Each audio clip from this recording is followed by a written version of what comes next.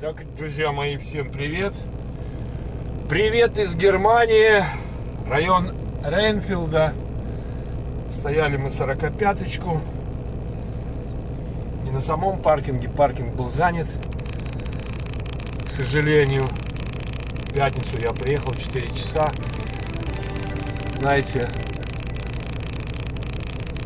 стоят.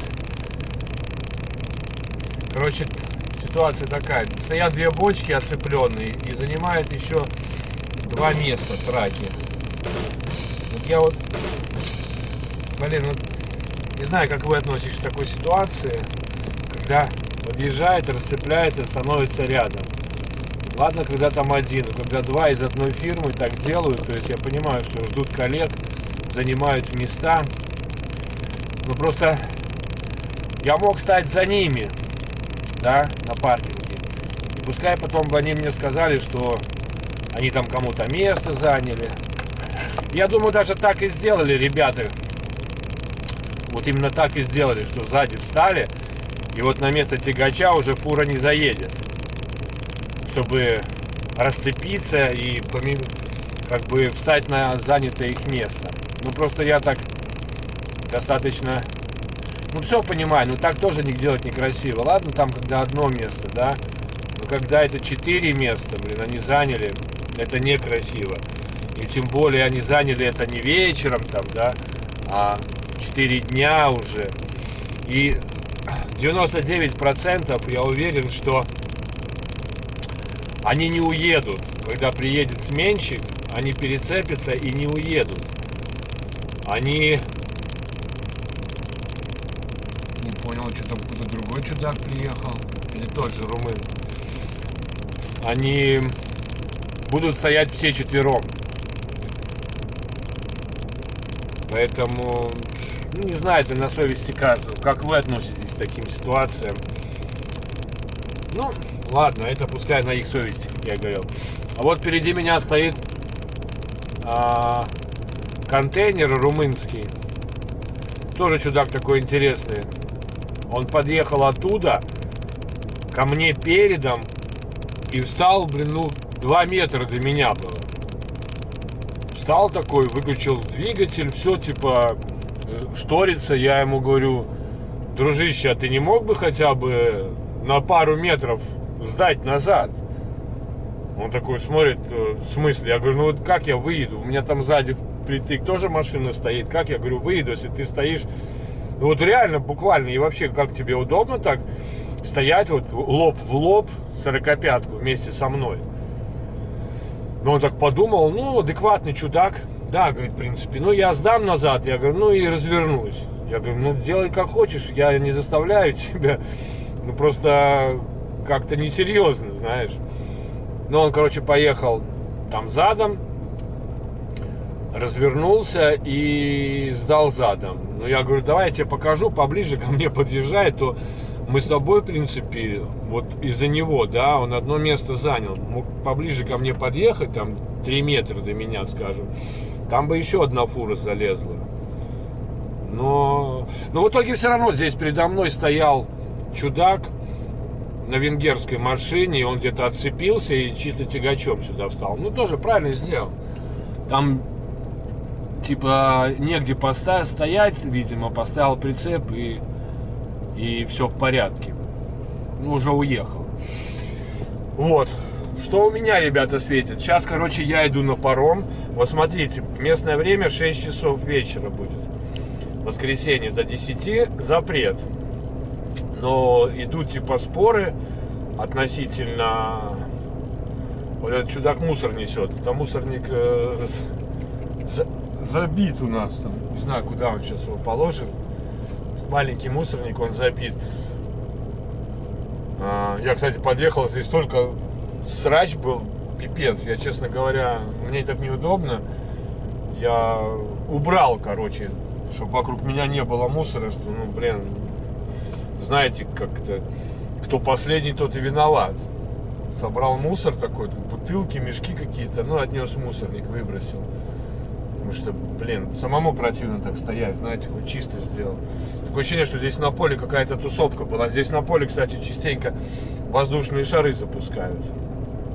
Так вот, споры идут по поводу съезда на паром, только можно съезжать на пароме, проехать там 150-200 километров, и то есть, если выгрузка.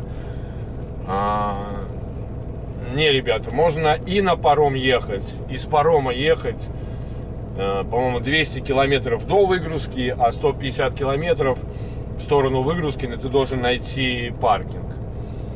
Вот, и по поводу этого я даже с багами разговаривал. Я частенько, когда есть возможность, подхожу с багом и к багам, ну, общаюсь с ними, просто задаю вопросы.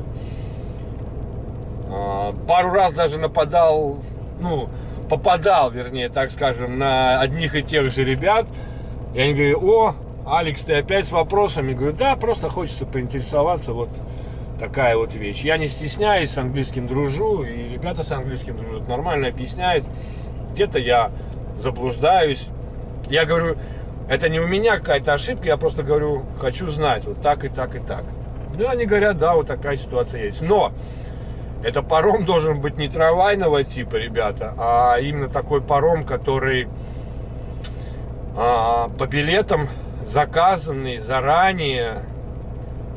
И там, где у вас есть, грубо говоря, каюта, да, не просто паром, который ходит каждые там 2 часа, 3 часа или 45 минут каждый, а именно вот такой вот, как Травемунде Треллебор.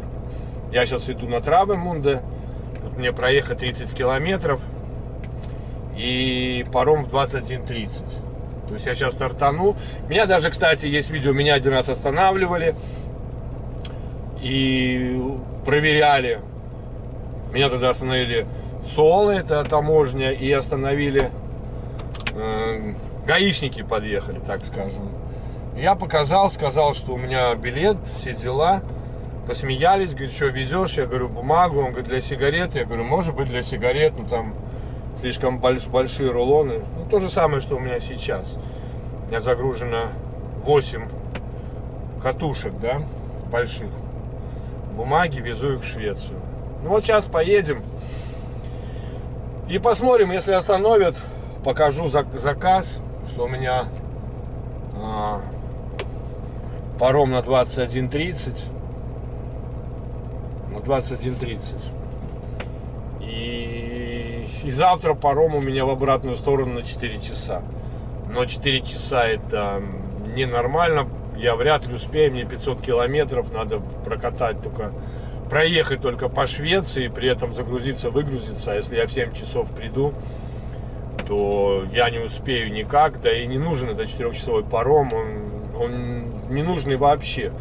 Мы с боссом обсудили этот вопрос. Ну, никаким образом он не нужен. На это я расскажу чуть позже, когда уже поеду. Ну, а так все, ребята. Начинаем движуху. Поедем в сторону Травика на регистрацию. Тогда расскажу, что я имею в виду, почему не нужен 4-часовой паром.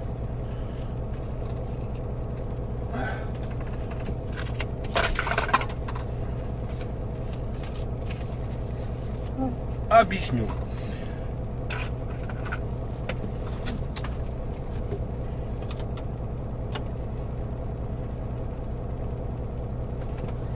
Ну все, погнали, как говорится. Наших городских, что ли. С Богом.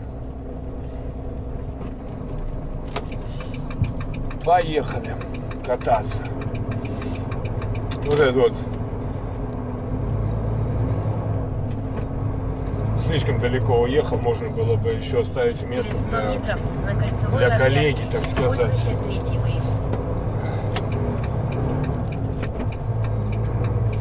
Я просто его попросил, ну как так, 45-ку будем стоять ему с ним морда к морде. Вчера в магаз сходил спокойно. Вон фамилия. Здесь очень хороший парень. Фамилия есть, Super Action. Заправочка. Туалет, там даже душ есть. Но я в душ не пошел. Я не люблю вот эти общаковые души. Тем более у меня паром, так скажем, да, друзья мои.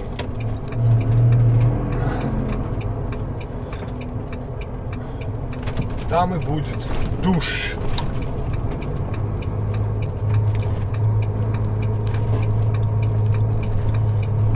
Нормальный, человеческий, чистенький.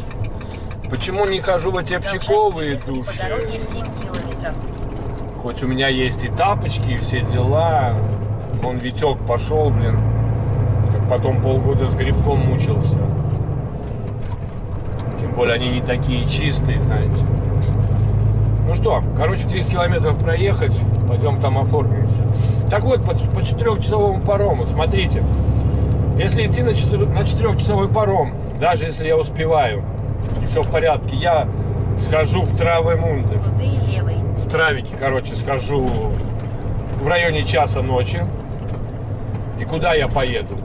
Ночную работу делать? Зачем это надо? То есть я буду искать где-то паркинг, чтобы постоять. В час ночи в Травемунде вы не найдете место. Однозначно. Вот. Ну, может быть, повезет. Нет, надо ехать либо сюда, в Ренфилд, либо там еще есть точка на шиномонтаже. Я как-то там стоял.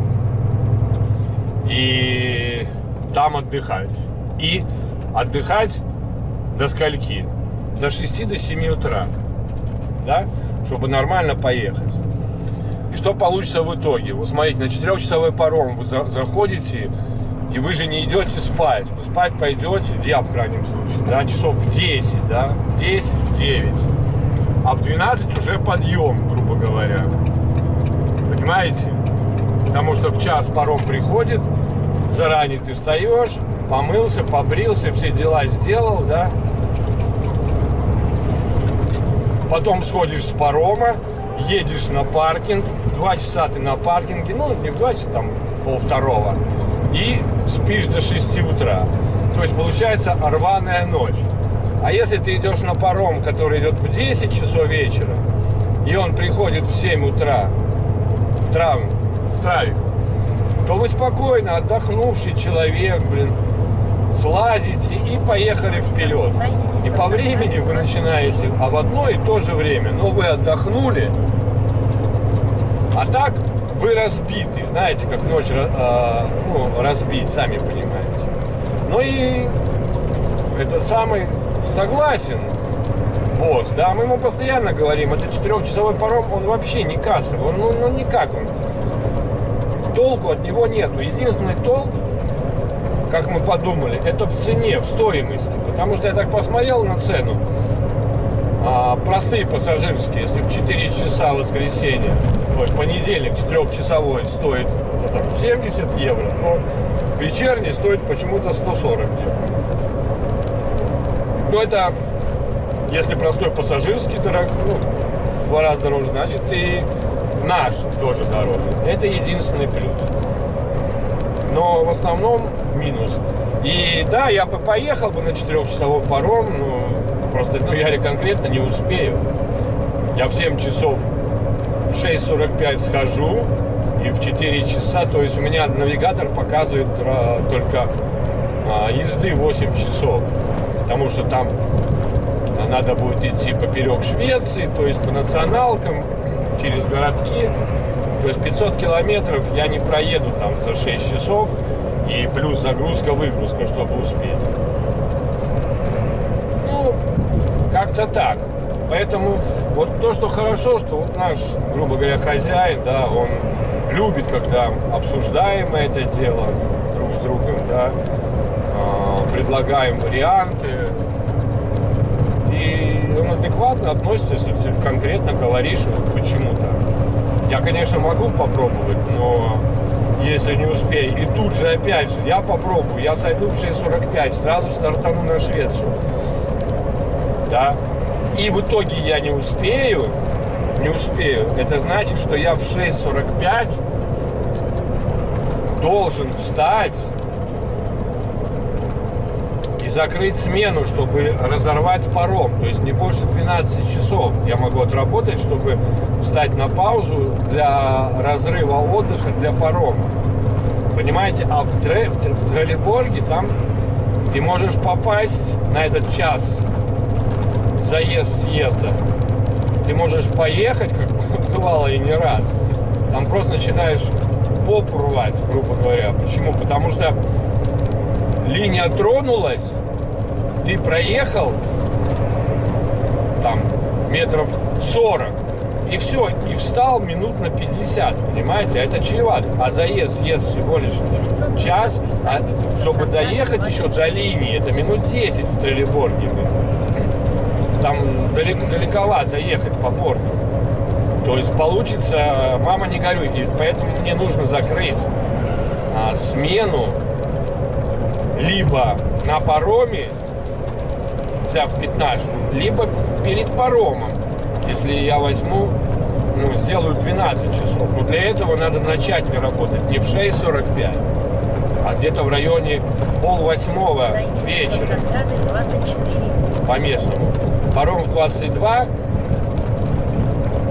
то есть, потому что запускает не так, как ты захотел и поехал в порт. Там запускает, по-моему, с 6:30.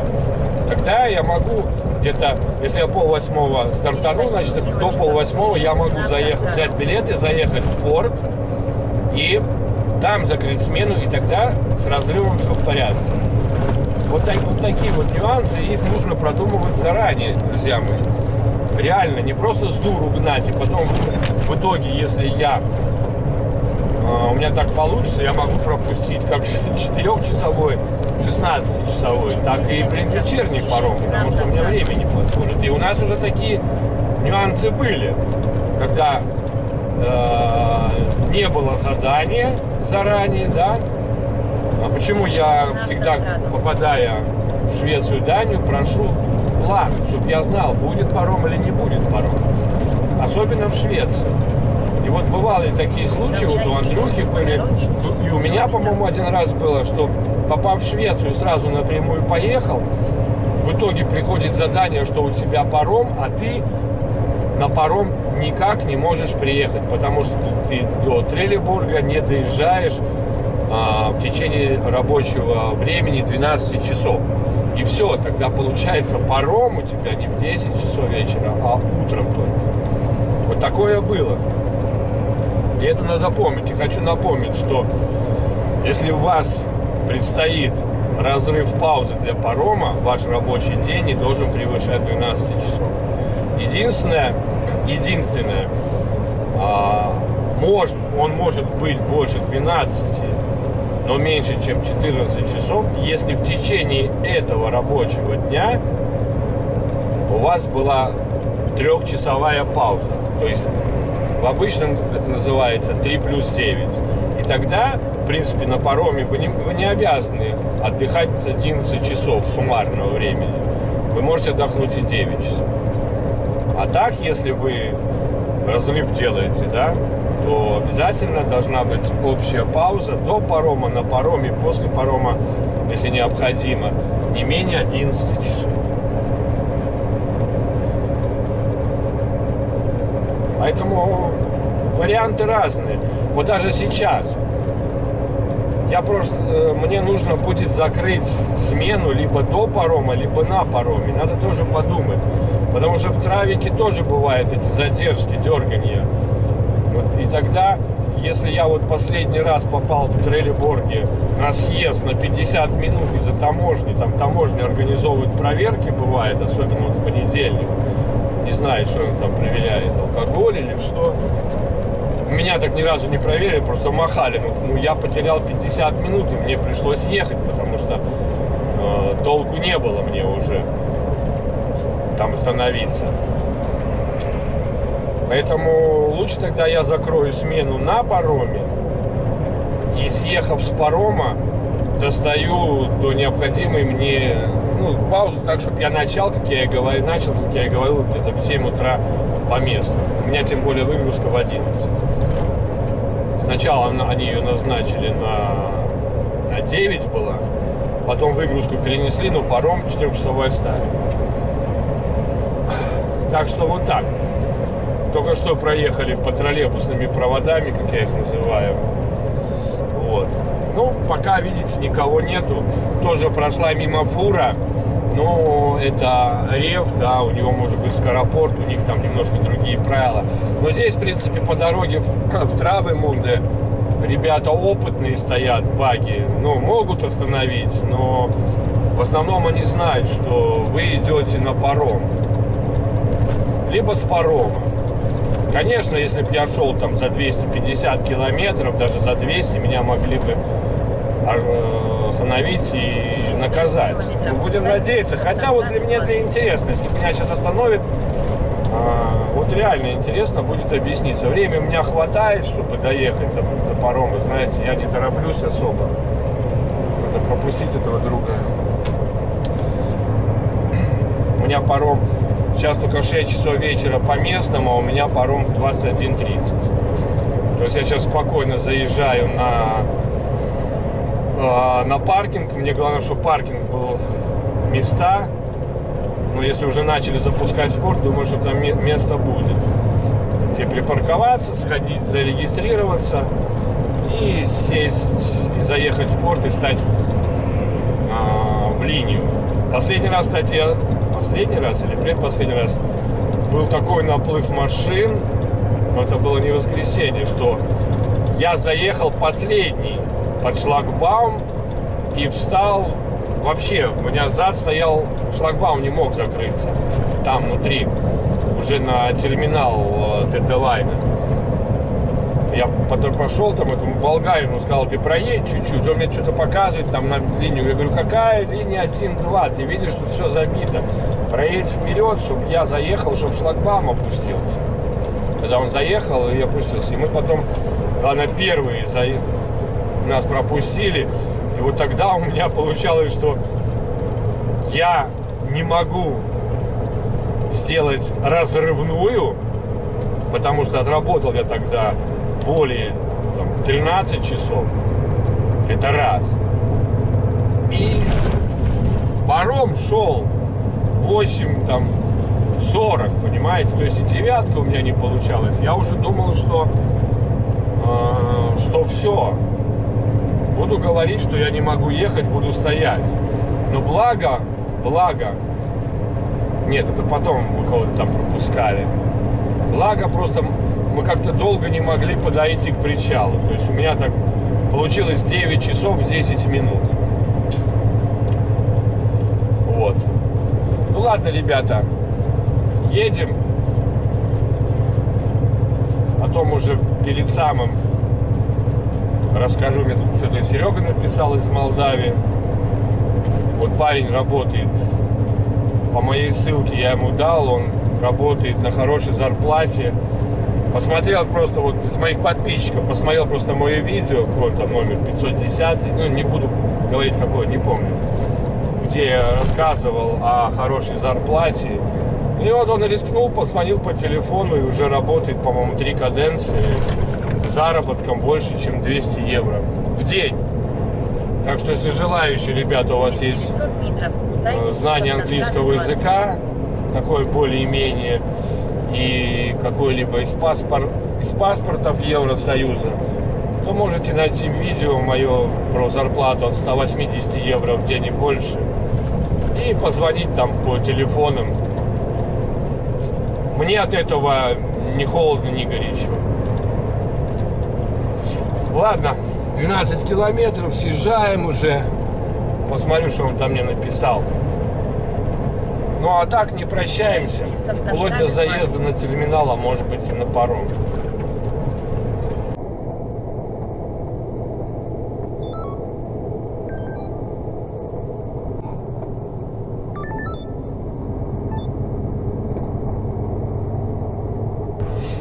Ну вот сейчас прошли парочку радаров, когда неопытные люди здесь пролетают, а здесь 2 радара и 60-ник, и они дискретные, чисто они рассчитаны на фуры, так же как и один с левой стороны возле Шелки.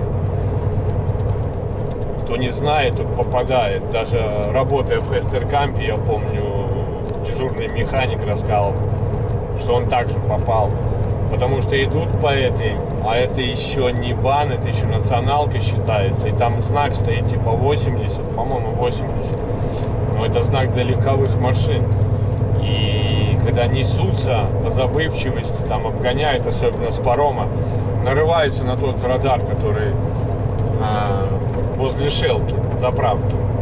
Те, кто работает в Хейстеркампе, об этом знают прекрасно. Это и ребята, которые постоянно на этой линии, они знают, что по той стороне из Травемунда ты попадаешь под один радар, а в Травик ты попадаешь на 2 радара. И, повторюсь, все они дискретные, они именно рассчитаны на легковая и грузовая машина. Я тут ни разу не попадал, используйте выезд направо. но бывает задумаешься, и в последний момент ты въезжаешь, вспоминаешь, ёпрст, это там же радар. Как-то так. Ну вот уже сейчас съезд буквально. А эту дорогу я знаю прекрасно, ребята, потому что я говорю, я начинал работать в Хейстеркампе. И база Хейстеркампа буквально, я не знаю сколько тут, километров. 1,5 километра, наверное. Используйте Уже выезд мы будем направо. ее проезжать с правой стороны. Там уже логистику даже построили очень быстро перед Хейстеркампом, а ее когда-то там не было. Я помню, когда ее начинали строить. Но очень быстро, ее там буквально, по-моему, за полгода построили. Если раньше там было место, где можно было постоять прямо напротив Хейстера, то там сейчас знаки стоят. Ну, не знаю, ребята, наверное, стоят. Я-то не стою там. Бывало, когда на легковой ехал к голландцам, у голландцев работал, заезжал там поболтать с дежурными механиками, с коллегами бывшими. Там еще даже мои подписчики кое-кто есть. Эрик, вот, Айвар, привет им. Сейчас вот вы увидите красивая вывеска. Да, Хейстеркамп для начинающего, это, блин, очень хорошо. Вот у нас в Латвии 2 фирмы такие есть, Крейс и Хейстеркамп, но я не пошел в Крейс из-за того, что там приходится работать в экипаже. Особенно, если ты начинающий. Ну, вот здесь справа внизу стоят машинки, видите, потому что вот здесь... Не, ну вот стоят. Вот эта логистика. Брюхен. И вот здесь повороты, можно в Хейстер попасть. Либо вот на следующем перекрестке направо, и сейчас будем проезжать. Направо. Потом на втором повороте поверните направо. С правой стороны вывеска есть. Хейстеркамп, наверное. Вот с правой стороны база. Здесь база, здесь отдыхаем. Здесь и офис, и душ, и туалет, и ремзона, сервис. Верните направо. Да, я Потом благодарен на втором повороте Хейстеркампу, поверните что направо. действительно я там начинал, опыт набирался. И я им, знаете, когда я начинал работать, я еще только пошел учиться на категорию С, я им уже позвонил, и они 100 меня метров согласились поверните взять. направо. Потом И сразу что мне поверните понравилось, они быстро меня, направо. как бы Верните вам направо. сказать, Потом сразу поверните быстро ждали. направо. Звонили Верните быстро через направо. каждые там 2 недели и спрашивали, как я там сдал экзамен, не сдал. Поэтому и вообще, блин, всякое бывало, но мне нравилась организация там, и для начинающих самое то. Повторюсь, что действительно. И директор там Ивар очень хороший, Полина там очень хорошая, который отвечает. Ну, сейчас будем искать, что-то как-то многовато, Через 800 блин, машин метров сейчас плавно здесь. поверните направо. Потом сразу Слева там, наверное, держитесь фиг левой станешь. стороны. Ну, попытаемся сейчас. На Финлайнс очередь, что ли. Нам на Тети Лайнс вот сюда, в эту дорожку. Плавно поверните направо. Ну, вроде как бы найдем, я думаю, что место. Финлайнс. Здесь притулимся. Ну вот, за Саматом, за этим проедем и станем левее. Да, вот тут мы проедем. Хорошо. Туда прижмемся. к этому коллеге. Через 700 С левой метров стороны. плавно поверните направо. Потом пойдем сразу в офис. держитесь с левой стороны. Тут ничего заполнять не надо, тут по ID карточке. Ой, какой срач, да, ребята, пипец. А, надо, кстати, тоже мусор выбросить. Просто вон есть мусорники, нормальные. По ID карточке просто вставляешь и все.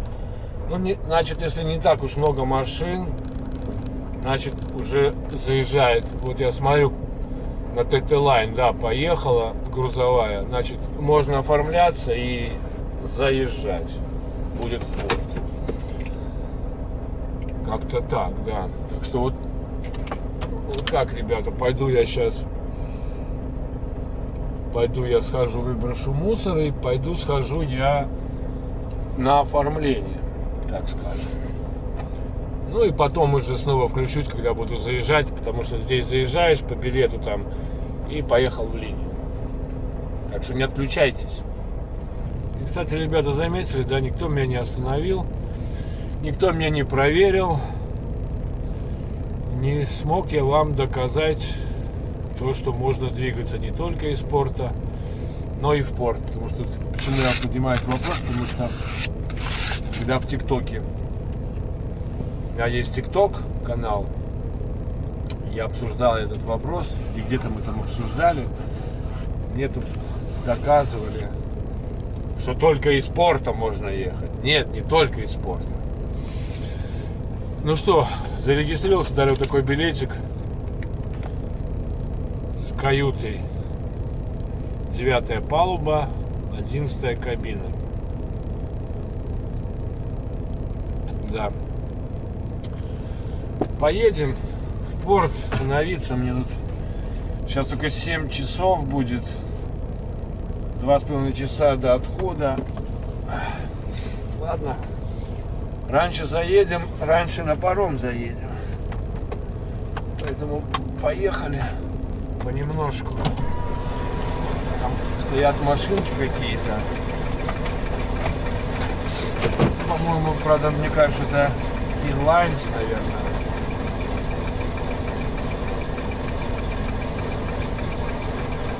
А мы поедем. Может быть, на ТТ-лайн. Stena Lines.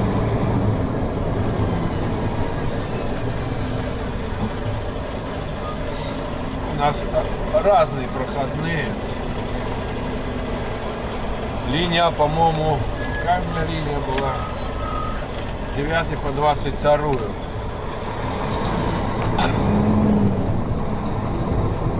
Так. ТТ-лайн. Да, ТТ-лайн свободная. Сейчас, наверное, этот начнет движок. Норма. Когда я начинаю, тогда я не начинаю. Но я думаю, что запускают уже. Inlines карты там закрыты. Да, эти на Inlines, но там и... Я видел, что грузовики заезжали. Поэтому надеюсь, что не придется мне задом вставать.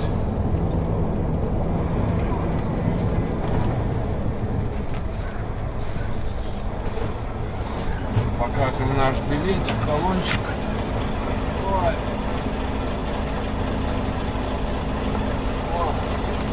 И поехали. Это знакомый мой порт. Я здесь очень-очень много был раз. Когда в Хейстере работал еще. Туда дальше ездили. Сдавал прицеп, брал прицеп.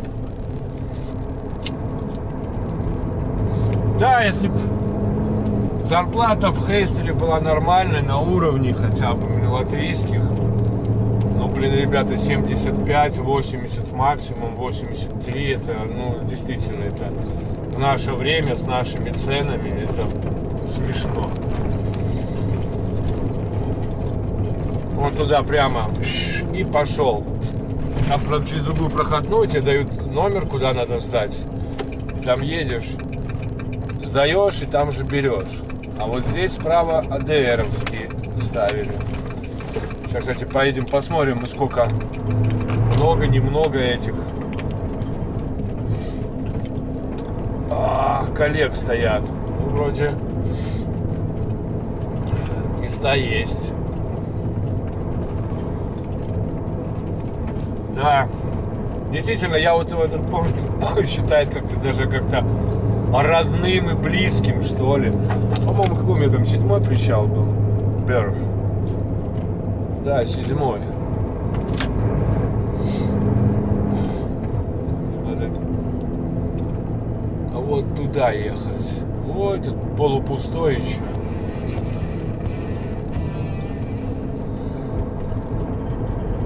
Тинкербелл. Тинкербелл. Интересно, есть там интернет? Нету интернета. Я сегодня видос один сделал, можно забросить, если будет интернет. Но не будет, значит не будет. Ну, я веду в каюте. С 9 по 22.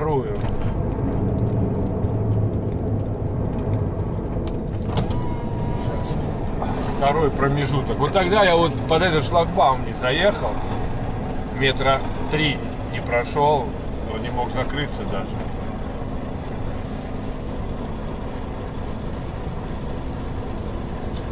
Ой, ну блин, ребята, ну неужели надо туда опускаться?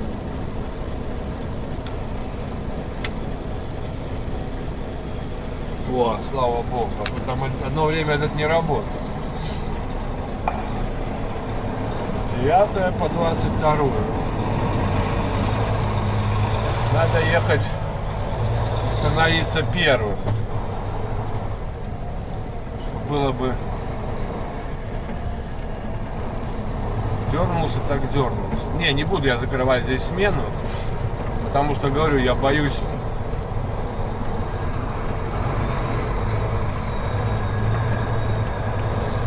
Боюсь, что съезжать долго будем, поэтому будем закрывать смену на пароме. Ну, время есть, я уже определился, как я буду. АМ на 17. Не, какая тут? 15, 14 полоса, а вот за пендой станем и будем стоять. О! Тин-тин-тин. Конечно, хочется, чтобы интернет был в каюте. Там есть такое, что интернет просто зашибись прямо в каюте, вообще без никаких проблем. А есть нифига. Хоть ты обкакайся, но нету. Приходится ловить его. У меня усилитель есть, антенка. Приходится его класть там по двери. А вы знаете, кстати, что Wi-Fi передается по низу, по полу, а не по верху? Это так, для тех, кто не знает. Сигнал Wi-Fi идет не по воздуху, он идет по низу. Поэтому, если вы антенну поставите наверх, а потом вниз, вы увидите разницу. Что сигнал... А вот, кстати, эта машина, блин, ДДТ. Вот эти стояли. ДТ, как они там, фирмы. Вот эти стояли, да, вот там. Что я начинал видео. Отцепились от цистерн, стояли рядом. 2 цистерны, 2 машины. Нехорошие люди. Нехорошие. Ладно, смену пока мы не закрываем, просто глушим движок. 8 часов, 7. Она здесь. Может, скоро начнут уже грузить нас. Ну, а на этом все, ребята. Видосы длинные. Что-то тоже не хочется очень делать, поэтому буду короткие делать. Вещи я собрал. Банные принадлежности тоже собрал. В принципе, все собрал. Да, буду отдыхать в каюте. Кушать не беру, кофе не беру, ничего не беру. Ничего. Завтра сойду и кофе попью. Кока-колу только возьму. Ну все, ребята, как обычно, берегите себя, своих родных и близких. И все у вас будет чики-пуки. Пока, удачи.